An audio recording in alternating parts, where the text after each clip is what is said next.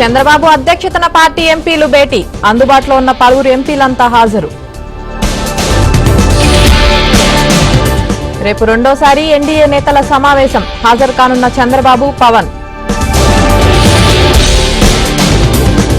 చంద్రబాబు ఇంటి వద్ద టీడీపీ అభిమానుల సందడి, ఎన్టీఆర్, చంద్రబాబు, లోకేష్ చిత్రపటాలకు పాలాభిషేకం. విశాఖలో ఆకట్టుకుంటున్న లోకేష్ రెడ్ బుక్ హోర్డింగ్, ఆసక్తిగా తిలకిస్తున్న నగరవాసులు. ఏపీసీఐడీ రీజనల్ ఆఫీసులో హడావుడి, రికార్డులు తారుమారు చేస్తున్నారనే ప్రచారంతో అప్రమత్తం. సెలవులపై వెళ్తున్న ఏపీ ఉన్నతాధికారులు, సీఎస్ జవహర్ రెడ్డి తీరుపై చంద్రబాబు సీరియస్.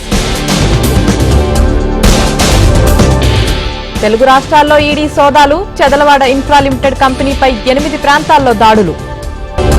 టీడీపీ అధినేత చంద్రబాబు నివాసం వద్ద కోలాహలం, ఆయన్ను కలిసేందుకు క్యూ కట్టిన నేతలు, అధికారులు.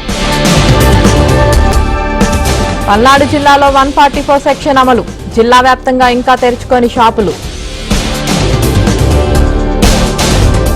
రేపు మేడిగడ్డకు మంత్రి ఉత్తమ్ కుమార్ రెడ్డి, ఎన్డీఎస్ఏ కమిటీ సిఫారసులతో చేపడుతున్న పనులు పరిశీలన.